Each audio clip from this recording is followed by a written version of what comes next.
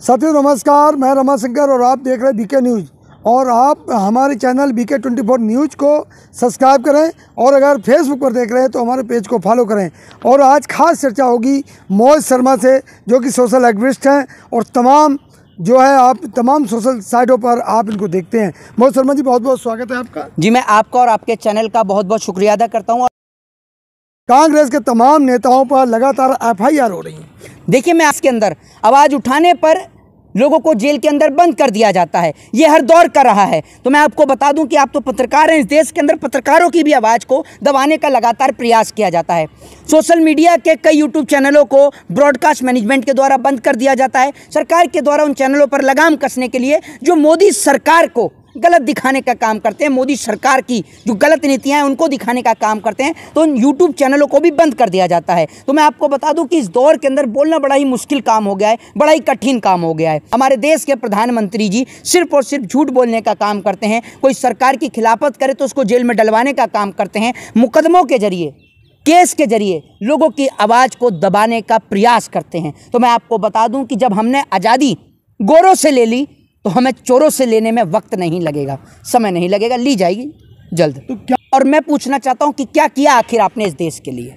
मेरा सवाल यही है। देश के प्रधानमंत्री जी फौजी की बात करेंगे, किसान की बात करेंगे। मैं पूछना चाहता हूं पहले ही कि आपने क्या किया इस देश के लिए, इस देश के किसान के लिए, इस देश के फौजी के लिए?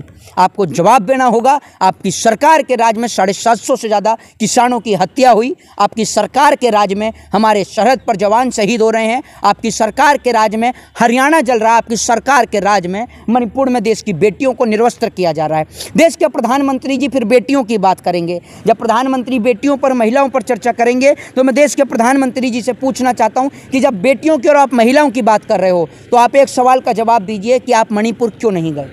मणिपुर के अंदर जब बेटियों को निर्वस्त्र किया गया तब आप क्यों नहीं गए? मणिपुर जाकर आपने मणिपुर का जायजा, हालात का जायजा क्यों नहीं लिया? मैं पूछना चाहता हूं देश के प्रधानमंत्री जी से कि पिछले 5 वर्षों में 2,75,000 जो बच्चे गायब हुए हैं, जिसका डाटा जो है, आंकड़ा जो है, वो union minister of women and child development को संसद में बताया गया, उसके बावजूद भी आपने उस पर कार्रवाई क्यों नहीं करी? और हरियाणा में मैं आपको बता दूं कि 2,512 जो बच्चे गायब हुए हैं, उनमें से 1,502 जो हैं वो महिलाएं हैं।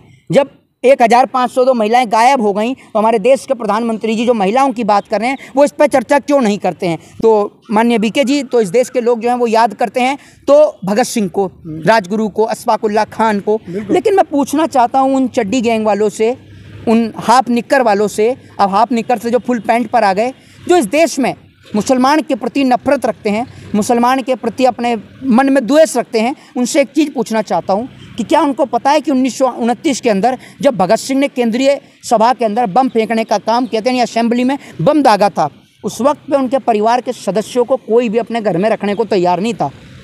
उस वक्त पर जो लोग उनसे बात किया करते थे उन लोगों ने भी उनसे दूरी बना ली। उस वक्त पर अगर भगत सिंह के परिवार को किसी ने अपने घर के अंदर रखने का काम किया तो उसका नाम था मौलाना हबीबुर रहमान लुधियानवी, जिन्होंने भगत सिंह के परिवार को 1 महीने अपने घर के अंदर जो है वो पनाह देने का काम किया, आश्रय देने का काम किया। उस वक्त पर कोई संघी नहीं था जिन्होंने उनके परिवार को पनाह दिया या आश्रय दिया। तो क्या लगता है, जैसे आपने तमाम मुद्दों की बात करी, मणिपुर है, मेवात है या बेरोजगारी है, महिलाओं, तो ये प्रधानमंत्री जी के भाषण में शामिल हो सकते हैं? बिल्कुल नहीं हो सकते जी। प्रधानमंत्री के भाषण में अगर ये सब चीज़ें शामिल हो, हमारे देश के प्रधानमंत्री जी जो हैं, मैं आपको बता दूँ एक तरीके से डरपोक प्रधानमंत्री हैं। बोलना नहीं चाहिए, मुकदमे हो रहे हैं आज की डेट में। लेकिन मैं आपको बताऊं जी बीके भाई, मैं आपके माध्यम से, आपके चैनल के माध्यम से देश दुनिया को बताना चाहता हूं कि हम इस देश में जब भगत सिंह की बात करते हैं तो हम मौत से नहीं डरते और मौत की परवाह भी नहीं करते। हम इस देश से, इस देश की मिट्टी से बेहद प्रेम करते हैं। इस मुल्क के लिए हम अपनी जान, अपना सर्वोच्च सब कुछ न्यौछावर करने को तैयार हैं। लेकिन जब बात हमारी मातृभूमि की आएगी तब हम इस देश के अंदर रहने वाले लोगों का बिल्कुल भी बिना बात की कभी खून नहीं बहा सकते। लेकिन हमारे देश की सरकार हमारे देश को लड़ाने का प्रयास करती है। मैं पूछना चाहता हूं कि इस देश के अंदर एक बार कोई MLA बना, एक बार कोई MP बना तो 1 बार की पेंशन, 2 बार बना तो 2 बार की पेंशन, 3 बार बना तो 3 बार की पेंशन। लेकिन आप सोचिए हमारे देश के अंदर फौजी भाइयों की पेंशन बंद कर दी। आज़ादी के इन 76 सालों में हमने देश को क्या दिया? एक व्यक्ति थे माननीय मुलायम सिंह यादव जी, जिनका आज मैं आज़ादी के 76वें स्वतंत्रता दिवस पर उनको दिल से सैल्यूट करता हूं। माननीय स्वर्गीय श्री मुलायम सिंह यादव जी को याद करते हुए यही बात मैं कहूँगा कि उन्हीं की वजह से हमारे देश के जो जवान हैं उनका जो पार्थिव शरीर है वो घर पर आ पाता है। इससे पहले पार्थिव शरीर घर पर नहीं आया करता था। आपको तो अच्छी तरीके से पता है, आप तो इतिहास के बड़े जानकार हैं, आपको पता भी है जी। सवाल ये है कि जो मोदी सरकार की उपलब्धियां हैं वो लगातार भाजपा के लोग चारों तरफ जनता को जा के बता रहे हैं। देखिए माननीय बीके जी, मैं आपको एक चीज़ बताऊं, आपके चैनल के माध्यम से मैं पूछना चाहता हूं कि सरकार ने क्या बनाया। जब 200 साल अंग्रेज़ों की हुकूमत के बाद इस देश को आज़ादी मिली, उस वक्त पर इस देश में सुई तक बाहर से आया करती थी। सब कुछ पिछले पूर्व प्रधानमंत्रियों ने, पिछली सरकारों ने इस देश में बनाने का काम किया। आज खेती से लेकर सुई से लेकर हर चीज़, परमाणु बम तक हमारे देश के अंदर बनता है, स्वयं बनता है। लेकिन मैं पूछना चाहता हूं कि आपने क्या बनाया। पिछली सरकारों ने IIT बनाई, एम्स बनाया, इसरो जैसी बड़ी बड़ी संस्थाएँ बनाई। आपने क्या बनाया? आपने शौचालय बनाए, आपने राम जन्मभूमि का विवाद के नाम पर लोगों को लड़ाया, आपने स्लोगन दिए कि काशी और मथुरा तो अभी झांकी है, अयोध्या तो अभी झांकी है, काशी और मथुरा भी बाकी है। आपने इस नाम पे लोगों को विवाद कराया, आपने लोगों को लड़ाया, आपस में विवाद पैदा किया। मैं एक ही बात कहता हूँ जी, इस देश के अंदर जिस सरकार की अनपढ़ता का होना सबसे बड़ा प्रमाण है। जो व्यक्ति, जो सरकार इस देश के अंदर किताबों पर टैक्स लगा दे और फिल्मों को टैक्स फ्री कर दे, वो सरकार की अनपढ़ता को प्रदर्शित करने का काम करता है। इस देश के अनपढ़, जाहिल और गवार नेताओं को प्रदर्शन करने का काम करता है। मैं आपको बता दूं कि 9 साल के अंदर अगर नरेंद्र मोदी जी में दम है तो मोदी जी अपने काम के नाम पर वोट मांग के दिखाएं, मंदिर और मस्जिद के नाम पर नहीं।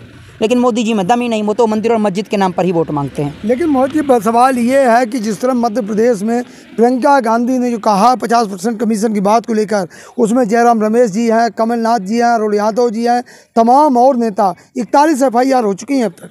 देखिए मैं आपको बताऊं, जब कमीशन की बात आती है तो सबसे पहले मैं उस वक्त पे आपको लेके जाऊंगा जब भारत देश के प्रधानमंत्री माननीय स्वर्गीय श्री चौधरी चरण सिंह थे। स्वर्गीय श्री चौधरी चरण सिंह के टाइम पे एक बार चौधरी चरण सिंह जी किसान का वेश धारण करके एक पुलिस स्टेशन में अपनी खोई हुई गाय की FIR लिखवाने के लिए चले गए। तो पुलिस वाले से कहते हैं कि भाई मेरी FIR दर्ज कर ले। पुलिस वाला कहता है कि जी FIR तो दर्ज हो जाएगी, लेकिन उसमें रिश्वत लगेगी। जब रिश्वत की बात आती है और FIR की जब बात आती है कि FIR तो दर्ज हो जाएगी, तो चौधरी चरण सिंह जी खुश होते हैं। लेकिन जब रिश्वत की बात आती है तो दिल को उनके ठेस पहुंचती है। किसान का भेष बनाकर चले जाते हैं चौधरी चरण सिंह जी। उसके बाद में चौधरी चरण सिंह जी क्या करते हैं, वो उस FIR के लिए 35 रुपये उनसे पुलिस वाले की से रिश्वत तय होती है। वो 35 रुपये के बाद में जब उनसे पुलिस वाला FIR लिखने के बाद में कहता है कि अंगूठा लगाओगे चच्चा या साइन करोगे, तो कहता है कि भाई हस्ताक्षर करेंगे। तो जब चौधरी चरण सिंह हस्ताक्षर करते हैं तो वो पुलिस वाला जो है वो देख के हिल जाता है। उस वक्त पे चौधरी चरण सिंह पूरे उस पुलिस वाले सहित पूरे थाने को सस्पेंड कर देते हैं। तो आप अंदाज़ा लगाइए माननीय बीके जी, उस वक्त पर इस देश में कमीशन हुआ करता था, घोटाला हुआ करता था, तो क्या आज नहीं हो रहा होगा? बिल्कुल हो रहा है। एक आम आदमी अगर एक FIR भी लिखवाने जाए तो उसको तकलीफ़ों का सामना करना पड़ता है, घोटालों का सामना करना पड़ता है। ये जो हाईवे गिर रहे हैं, ये जो ब्रिज गिर रहे हैं, ये जो रोड हादसे हो रहे हैं, जो अस्पताल में मरीजों को दवाई नहीं मिल रही है, जो इस देश के अंदर लोगों को रोटी नहीं मिल रही, रोजगार नहीं मिल रहा, लोगों को जो ट्रेन की टिकटें बढ़ाई जा रही हैं, पेट्रोल और डीजल का दाम बढ़ाया जा रहा है, ये किस लिए?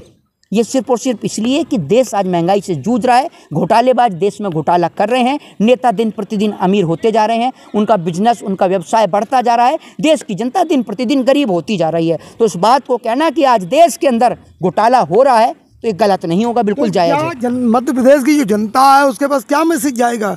जब कांग्रेस के नेताओं पर FIR हो रही हैं तो जनता के पास क्या मैसेज? देखिए मैं आपको बता दूं कि कोई मुकदमे हो जाने से ये नहीं होता कि हम आरोपी साबित हो गए। मुकदमा करने का हक और अधिकार, FIR का अधिकार इस देश के अंदर सभी को है। आप कल को अगर मेरे ऊपर FIR दर्ज करा दीजिए, मैंने आपको मारा है, तो FIR तो दर्ज हो जाएगी, मुकदमा भी मेरे ऊपर दर्ज हो जाएगा। लेकिन जो देश की न्यायपालिका है, न्यायपालिका के समक्ष जब तक मेरे ऊपर आरोप साबित नहीं हो जाते, उससे पहले मैं दोषी नहीं हूँ।